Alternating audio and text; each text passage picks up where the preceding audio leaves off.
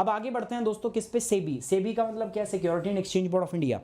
सेबी ने ना पिछले महीने में कुछ कुछ रूल बनाए थे, ठीक है, और उन रूल को कुछ मर्ज किया था आपस में। ये टॉपिक जो है थोड़ा सा, मतलब अगर मैं बोल दूं तो out of the box topic है, ठीक है, मतलब out of the box topic है, not that much important with respect to the UPSC, ठीक है, इतना इंपॉर्टेंट नहीं है, बट ये टॉपिक मैं इसलिए बताना चाहता हूं दोस्तों, मैं हाईलाइट इसलिए करना चाहता हूं बिकॉज मेंस के लिए इंपॉर्टेंट है, आपका प्री के लिए नहीं है। और क्या है ना, इसके आसपास के टॉपिक बहुत सारे हैं जिससे आपको बहुत कुछ सीखने को मिलेगा और आप प्रीलिम्स और मेंस के अंदर में अपना जो है अपना अच्छा जो स्कोर है वो आप कर पाओगे। गाइज मैं एक बार फिर से बोल रहा हूँ, गाइज एक बार सही से लाइक कर दो वीडियो को।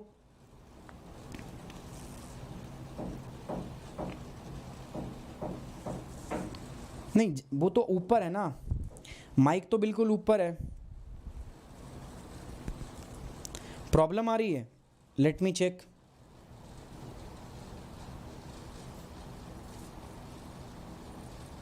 जो है अपना टॉपिक में इसलिए बताना चाहता हूँ और उनको फिर मतलब एक नहीं यार ऐसा नहीं है, जो है अपना अच्छा सही आ रही है। मैंने नॉइस कैंसलेशन लगा, इसी के लिए वॉइस कम आती है हमारे जो चैनल पे, वॉइस है ना थोड़ी इसीलिए कम आती है बिकॉज नॉइस कैंसलेशन मैंने लगाया हुआ है। नहीं वो तो ऊपर है ना, माइक तो बिल्कुल ऊपर है।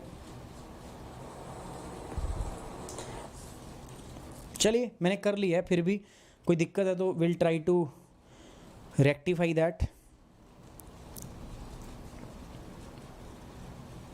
देखो आवाज़ तो क्या है ना कि मान लो आस पड़ोस में कोई ऊपर वाला जो है ना, ये जिसमें ऑफिस में स्टूडियो बना है, जहाँ स्टूडियो बना है इसके ऊपर में जो रहते हैं ना, वो लोग कुछ ना कुछ ठोकते पीटते रहते ही हैं, पता नहीं क्या करते रहते हैं, ठीक है, तो उसकी थोड़ी बहुत आवाज़ आती होगी। आई एम सॉरी, ठीक है, उसके लिए आई एम सॉरी यार।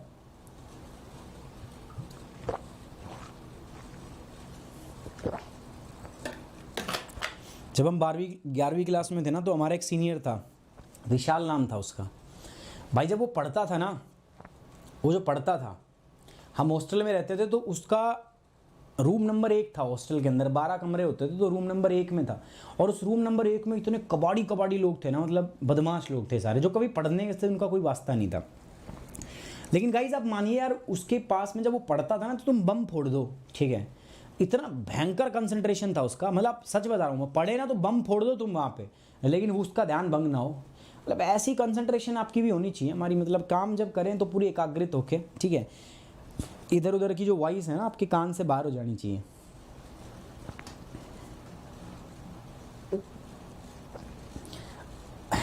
चलिए आगे बढ़े। सेबी न्यू रेगुलेशन, सेबी के नए रेगुलेशंस के बारे में बात कर लेते हैं। सेबी मतलब security and exchange board of India कि कुछ नए रेगुलेशंस है, नए कानून है, ठीक है। तो मुद्दा समझना, देखो पहले समझने की कोशिश करना, आराम से समझ में आ जाएगा। जीएस पेपर 2 से रिलेटेड है, issue related with the health, sorry यार issue related with the health थोड़ी ना, ठीक है, मेरे से ही गड़बड़ होगी। जीएस पेपर, हाँ issue related to the health नहीं यार, not issue related to the health, basically it is related to the government policy, ठीक है, गवर्नमेंट प्लान एंड पॉलिसी, ठीक है, इससे रिलेटेड है आपका। स्टैट्यूटरी बॉडीज, ठीक है, स्टैट्यूटरी बॉडीज, तो वो भी जीएस पेपर 2 के अंदर आता है, क्योंकि सेबी क्या है, सेबी भी एक स्टैट्यूटरी बॉडी है जिसको हमने कानून के द्वारा बनाया है, तो ये आपका इंपॉर्टेंट है जीएस पेपर 2 से। चलिए अर्लियर दिस मंथ, इस महीने में पहले से, देखो एक बात मैं बताता हूँ, जैसे आप किसी कंपनी में काम करते हो ना, किसी कंपनी में कोई एम्प्लॉय काम करता है, तो एक वहाँ पे रिवाज होता है कि कंपनी जो होती है ना अपने एम्प्लॉय को शेयर देती है, जिसको स्वीट शेयर बोलते हैं। क्या बोलते हैं? स्वीट शेयर, है ना। तो स्वीट शेयर अपनी जो कंपनी है, जैसे मान लो मेरी कोई कंपनी है, तो मैं क्या करूँगा, जो मेरी कंपनी में जो काम करने वाले एम्प्लॉयज़ हैं ना, तो उनको मैं कुछ शेयर अलॉट कर दूंगा, जिसको हम बोलते हैं स्वीट शेयर, है ना। जब शेयर जाते हैं किसी भी कंपनी के, एम्प्लॉई है, कोई भी काम है, ठीक है, मेरी कंपनी है, उसमें एम्प्लॉई को मैं स्वीट शेयर इशू कर दूं, तो कंपनी के जो वर्कर है ना, उनमें एक सेंस ऑफ रिस्पॉन्सिबिलिटी आ जाती है कि अच्छा यार हम भी कंपनी के मालिक हैं, क्योंकि शेयर का मतलब क्या है कि आपके पास कुछ कंपनी की कुछ ऑनरशिप है परसेंटेज की, तो इससे क्या होती है, एक सेंस ऑफ रिस्पॉन्सिबिलिटी आ जाती है उन एम्प्लॉयज़ के अंदर में, वो अच्छे से काम करेंगे बढ़िया तरीके से, तो इसीलिए कंपनी ये जो है इशू करती है। तो इसी से संबंधित, इसी के आसपास के कुछ कानून बनाए गए हैं, इसके कुछ आसपास के संबंधित कानून थे, उसमें बदलाव किया है सेबी ने, और इस महीने के स्टार्टिंग में किया था, earlier this month. Security and exchange board of India has approved the merger of, 2 कानून थे जिनको मर्ज किया। पहला कानून कौन था? पहला कानून सेबी का था, पहला SEBI share based employ benefits regulation 2014, और दूसरा जो था वो था SEBI issue of sweet equity. Sweet equity मैंने आपको बताया क्या होता है, ठीक है। इन दोनों को मर्ज कर दिया, ठीक है, और मर्ज करके क्या बना दिया, SEBI share based employee benefit and sweet equity regulation 2021। तो अभी क्या हुआ, इस महीने के प्रारंभ में दो अलग अलग कानूनों को मर्ज कर दिया। किसने दोस्तों, आपका सेबी ने, security and exchange board of India ने। यहां से पढ़ने से मुझे पता चल रहा है शेयर बेस्ड एम्प्लॉय बेनिफिट, मतलब जो शेयर के आधार पर आप जो एम्प्लॉय को बेनिफिट प्रदान कर सकते हो। दूसरा issue of sweet equity. Sweet equity मतलब मैंने बताया, अगर कंपनी के आप एम्प्लॉय हो या आप कंपनी के डायरेक्टर हो तो आपको डिस्काउंट रेट पे, मान लो आपकी कंपनी का शेयर है 10 रुपए का, बाकी लोगों के लिए आप लिस्टेड कंपनी है, लिस्टेड कंपनी वो कंपनी जिसका जो शेयर है वो स्टॉक मार्केट में आता है, लिस्ट होता है। तो मान लो आप लिस्टेड कंपनी हो, आपका शेयर बिक रहा है 10 रुपए का, लेकिन आप अपने एम्प्लॉइज और कंपनी के लिए कह दो कि नहीं नहीं तुम्हारे लिए हम 2 रुपए का शेयर दे रहे हैं, तो इसको बोलेंगे स्वीट शेयर। क्या बोलेंगे, स्वीट शेयर। कई बार कंपनी क्या करती है, अपने एम्प्लॉय को फ्री में भी शेयर दे देती है, उसको बोलते हैं बोनस शेयर। क्या बोलते हैं, बोनस शेयर। सो ये बात आपको पता होनी चाहिए, ये नॉर्मल बातें हैं जो आपका रमेश सिंह के अंदर एक बुक के अंदर एक चैप्टर है सिक्योरिटी मार्केट, उसके अंदर में दिया हुआ है। तो चलिए ये दो कानून है, इसको बदला है और security and exchange board of India ने तो उस कानूनों को यहाँ पे रिलीज किया है। Company will now be allowed to provide share based employ benefit to employees who are exclusively working for such a company or any of its group of subsidiaries including a subsidiaries or an associate। मेरी बात सुनिए, मान लो Tata company है, टाटा के बहुत सारे टाटा सन top में बैठी है, टाटा सन्स ये टॉप में बैठी है, इसके नीचे बहुत सारी कंपनी है, ठीक है, Tata motor, Tata steel, TCS, ठीक है, बहुत सारी है, टाटा पावर है ना, बहुत सारी कंपनी, उनको बोलते हैं हम सब्सिडरी कंपनी। ये सारी क्या होगी, सब्सिडरी कंपनी। और इनका मैनेजमेंट कौन देखता है दोस्तों, टाटा सन्स, जो क्या है एक होल्डिंग कंपनी है। क्या है दोस्तों, ऐसा स्ट्रक्चर होता है। तो अब क्या था, पहले क्या रूल था कि किसी भी कंपनी के अंदर, जैसे टाटा सन्स या इसकी सब्सिडरीज ये रही ना, इनके अंदर में क्या होता था, आपका शेयर बेस्ड बेनिफिट जो है वो दिए जाते थे, किसको, एम्प्लॉइज को, बट सिर्फ परमानेंट एम्प्लॉइज को दिए जाते थे।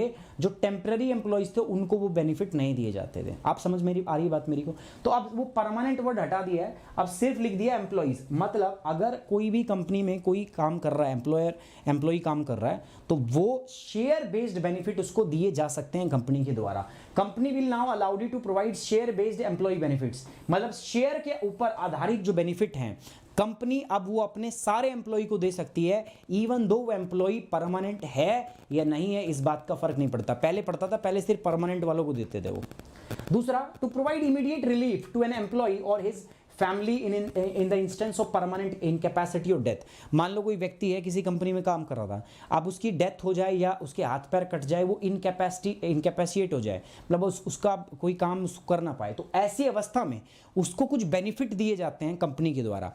लेकिन पहले क्या था, पहले एक लॉक इन प्रावधान था 1 साल का, बट अब उसको हटा दिया गया है। To provide immediate relief to an employees or his family instances of permanent incapacity or death, the regulation have dispensed with the requirement of a minimum vesting period and lock-in period minimum 1 year for all share benefits scheme। जितनी पहले share benefit scheme थी, मान लो किसी के पास share थे, company के share थे, अब उसकी डेथ हो गई, मान लो उस व्यक्ति की डेथ हो गई या उसको कोई भी डैमेज हो गया, तो उसको पैसे की ज़रूरत है, और अगर वो शेयर को क्या कराता है, लिक्विड कराता है ना, शेयर बेस्ड जो उसको बेनिफिट थे, अगर वो लिक्विड कराता है, तो पहले क्या था दोस्तों, पहले कैप था, और वो कैप कितना था दोस्तों, लॉक इन पीरियड था कितने साल का, 1 साल का मिनिमम, कि मिनिमम 1 साल होना चाहिए उसके पास शेयर बेस्ड बेनिफिट जो है उसको, तभी वो कैपिटलाइज कर सकता है जब 1 साल उसने अपने पास उसको होल्ड करके रखा हो। मान लो कोई व्यक्ति अभी आया, 6 महीने के बाद उसकी डेथ हो जाती कंपनी में, तो उसको कुछ नहीं मिलने वाला, शेयर बेस्ड बेनिफिट उसको नहीं मिलेगा। लेकिन अभी उस प्रावधान को क्या कर दिया, हटा दिया गया, ताकि इमीडिएट रिलीफ उसको क्या हो, मिल सके, ठीक है, उसकी परिवार को मिल सके, तो ये प्रावधान जोड़ा गया। उसके बाद ये जो बातें इतनी इंपॉर्टेंट नहीं है, the regulation now also permit company to transfer excess share monies held by the trust upon its winding up और to the other share based employees benefit scheme. मान लो अब शेयर बेस्ड की क्या होती है, अलग अलग स्कीम बनती है ना। अब मान लो एक स्कीम बनी तो उसका एक ट्रस्ट होगा जो सारे उसको देखेगा, तो मान के चलो उसमें कुछ एक्स्ट्रा पैसा उसके पास है, तो वो क्या कर सकता है, अब दूसरे स्कीम के अंदर उस पैसे को ट्रांसफर कर सकता है। तीसरा बोल रहा है, the regulation will now provide companies with a flexibility to switching administration of their scheme from trust route to the direct route और वाइस वर्स, ठीक है। तो ये इतने इंपॉर्टेंट नहीं है, पहले दो प्रावधान ज्यादा इंपॉर्टेंट थे। सर ये बताओ ये बेनिफिट से फायदा क्या होगा, ठीक है, इनसे क्या फायदा होगा। बेनिफिट ऑफ द चेंजेस, ये जो चेंज हमने किए, बदलाव किए, जो दो अलग अलग कानूनों को मर्ज किया है, जो परमानेंट वर्ड हटा के एम्प्लॉय वर्ड किया है, साथ साथ में जो इमीडिएट रिलीफ वाला प्रावधान है, इससे क्या लाभ मिलेंगे दोस्तों। देखो पहला रेगुलेशन जो था उसमें सिर्फ परमानेंट वर्ड था, मतलब परमानेंट एम्प्लॉय को ही लाभ मिलेगा, बट अब जो है दोस्तों परमानेंट के साथ साथ जो नॉन परमानेंट मेंबर है उनको भी लाभ मिलेगा। This will help the company to better use the share based employees benefit for retaining the employees for a longer period of the time. मतलब क्या है, अगर कोई टेम्परेरी भी है, परमानेंट नहीं है, वो भी लंबे समय तक काम करेगा क्योंकि कंपनी उसको शेयर बेस्ड बेनिफिट दे रही है, उसके अंदर एक सेंस ऑफ रिस्पॉन्सिबिलिटी आएगी कि अच्छा यार मैं भी कंपनी का मालिक हूँ, तो एक रिस्पॉन्सिबिलिटी आएगी, कंपनी उसको ज़्यादा लंबे टाइम तक उस एम्प्लॉय को रिटेन कर पाएगी। ये सारे बेनिफिट इससे होंगे। साथ साथ में दोस्तों क्या होगा, इसके अलावा अगर मैं बात करूं तो मैंने बताया इमीडिएट रिलीफ मिल पाएगा। New regulation allow company to provide instant relief. मैंने आपको बताया था अगर मान लो किसी की डेथ हो जाती है, परमानेंट इनकैपेसिटेट हो जाता है वो, तो ऐसी केस में जो कंपनी शेयर बेस्ड बेनिफिट के तहत में जो उसको बेनिफिट थे, अगर कंपनी उसको प्रोवाइड कर देती है तो उसको इमीडिएट मदद मिल जाएगी, इमीडिएट हेल्प मिल जाएगी। दूसरा, this means to give the measures will give more clarity to the companies to manage their assets and financial resources of the trust in the more efficient and organized manner. जो company है वो अपने जो आपके assets हैं, जो financial resource है, उसको बहुत अच्छे तरीके से ऑर्गेनाइज कर पाएगी, बहुत अच्छे तरीके से उसको मैनेज कर पाएगी। ठीक है, समझ में आ रही बात दोस्तों आपको, समझ में आ रही दोस्तों आपको।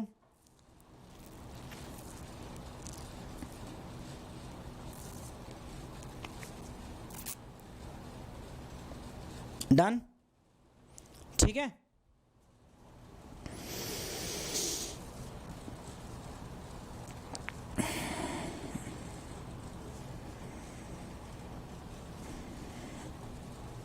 चलिए आगे बढ़े। समझ में आ रही बात आपको दोस्तों, समझ में आ रही है दोस्तों आपको बात सारी समझ में आ रही है। तो रिक्वेस्ट है गाइस, जिन्होंने देखो लाइक कर दिया थैंक यू वेरी मच, जिन्होंने नहीं किया एक बार रिक्वेस्ट है उनसे कि guys please like the video and share it. अच्छा, अगली बात कर रहे हैं दोस्तों कि ये न्यू जो नए कानून है ये क्या हर कंपनी पे लागू होंगे क्या। सर ये जो नए कानून बने हैं क्या ये हर कंपनी पे लागू होंगे? नहीं भाई, ये सारे कानून किसके लिए हैं दोस्तों? लिस्टेड कंपनी के लिए। वो कंपनियां जो लिस्टेड हैं कहां पर दोस्तों? आपका स्टॉक मार्केट में। वो कंपनियां जो स्टॉक मार्केट के अंदर में लिस्टेड है ना, ये सिर्फ और सिर्फ उन्हीं के लिए है। दिस कानून जो है they are applicable to only for those company who are listed on the stock market, जो स्टॉक मार्केट पर लिस्टेड हैं। ठीक है, मतलब जिनके शेयर जो हैं वो कहां पर हैं? स्टॉक मार्केट में लिस्टेड है। बाकी औरों के लिए नहीं है। जो नॉन लिस्टेड अनलिस्टेड कंपनी है उनके लिए नहीं है। अगर लेकिन अनलिस्टेड के लिए हुआ तो उसके लिए कानून कौन बनाएगा दोस्तों? Company act 2013। कंपनी एक्ट 2013 के अंदर कानून बनेगा और मिनिस्ट्री ऑफ कॉर्पोरेट अफेयर उनको बता देगी कि हाँ भाई आप पे भी ये कानून लागू है, कल से आपको भी फॉलो करना है। अब सेबी क्या है दोस्तों? एक स्टैट्यूटरी बॉडी है। स्टैट्यूटरी का मतलब क्या होता है? वही वैधानिक बॉडी है, किसी न किसी नियम कानून के तहत बनी थी। और इसके लिए कानून पास कब हुआ था दोस्तों? अप्रैल 12 1992 के अंदर में। और कानून का नाम क्या था? कानून का नाम था security and exchange board of India act 1992। तो इसके तहत इसका निर्माण हुआ था, इसलिए हम इसको स्टैट्यूटरी बॉडी बोलते हैं, वैधानिक बॉडी। और इसका जो गठन है वो अप्रैल 12 1992 को इसका गठन हुआ था। The basic function of the security and exchange board of India are to protect the interest of investor in the securities and to promote and regulate the security market. इसका काम क्या होता है? इसका काम होता है दोस्तों जो इन्वेस्टर है ना उसके इंटरेस्ट को प्रोटेक्ट करना। सिक्योरिटी मार्केट में बहुत सारे इन्वेस्टर है ना जो इन्वेस्ट करते हैं, पैसा आप लगाते हैं ना, शेयर बाजार में पैसा लगाते हैं, तो उनके इंटरेस्ट को प्रोटेक्ट करना ही इसका प्राथमिक उद्देश्य होता है। ठीक है, तो ये इसका काम है। साथ ही साथ में शेयर मार्केट को रेगुलेट करना, उसके लिए नियम कानून बनाना, वो भी किसका काम होता है प्यारे बच्चों? सेबी का काम होता है। अब मैं बात करूंगा रिलेटेड सर्च के बारे में। सिक्योरिटी मार्केट रिलेटेड सर्च में कुछ नहीं है, सिक्योरिटी मार्केट का टॉपिक पढ़ना है from the book Ramesh Singh.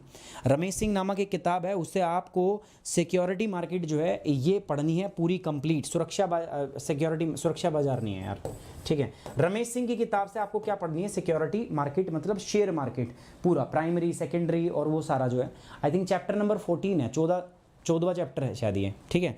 तो एक बार वो पढ़ लेना आपको। डन डन भाई।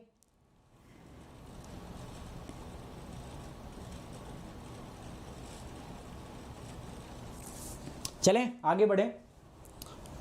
ये विजय भाई साहब अभी आए हैं देखो, और आते ही इन्होंने क्या बात बोली, आते ही कह रहे हैं कि कल क्लास क्यों नहीं। मैंने क्लास के पहले 20 मिनट 25 मिनट में ये बात बता दी कि कल क्लास क्यों नहीं हुई।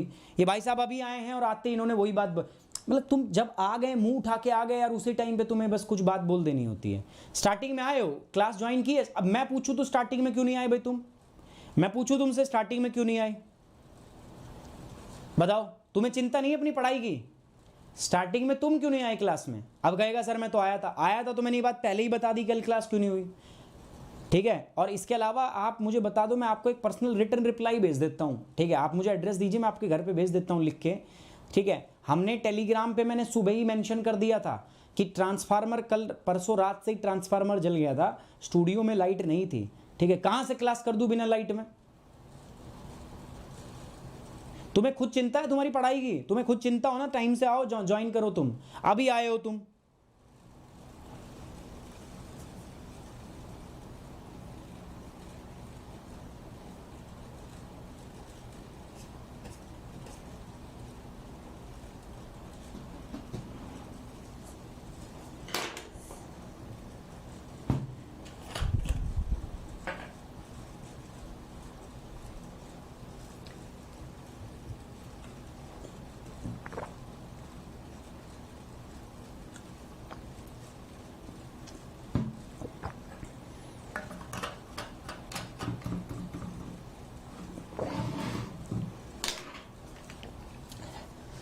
सिक्योरिटी मार्केट रमेश सिंह से पढ़ लेना आपको। प्रीलिम स्पेसिफिक की बात करते हैं तो Indian capital market, security Indian capital market में मतलब क्या क्या आता है। जैसे इंडियन कैपिटल मार्केट में बताऊं तो मैं आपको, हमारे बैंक आते हैं। ठीक है, इसके अलावा जो नॉन बैंकिंग कंपनीज होती हैं, एनबीएफसी वो आती है, नॉन बैंकिंग फाइनेंशियल कंपनी। इसके अलावा अगर मैं बात करूं आपका तो दोस्तों इसके अंदर में क्या आती है, हमारी सिक्योरिटी मार्केट जो होता है वो भी इसी के अंदर आता है, और बहुत सारे फाइनेंशियल इंस्टीट्यूशंस हैं तो ये सब आते हैं। ठीक है, आदों को पता नहीं था ये बात, लेकिन मैंने बता दिया है, तो ये आपको देखना है सारा का सारा कैपिटल मार्केट में। फिर सिक्योरिटी मार्केट की बात आती है तो सिक्योरिटी मार्केट ये हो गया इसके अंदर। सिक्योरिटी मार्केट में ही आपका दो प्रकार की मार्केट होती है, एक तो होती है प्राइमरी मार्केट और दूसरी होती है सेकेंडरी मार्केट। प्राइमरी मार्केट के अंदर में बेसिकली अगर हम बात करें तो इसके अंदर में जो हम पहली आईपीओ वगैरह होते हैं ना वो इसमें आते हैं, initial public offer. Security market जो सेकेंडरी है ना, इसी को हम बोलते हैं आपका स्टॉक मार्केट या आपका शेयर बाजार, शेयर मार्केट, तो वो हमारी सेकेंडरी मार्केट होती है। तो उसके बारे में पढ़ लेना। ठीक है, उसके बारे में पढ़ लेना दोस्तों। और ये कहाँ से मिलेगा आपको दोस्तों? ये आपको रमेश सिंह की किताब में मिल जाएगा।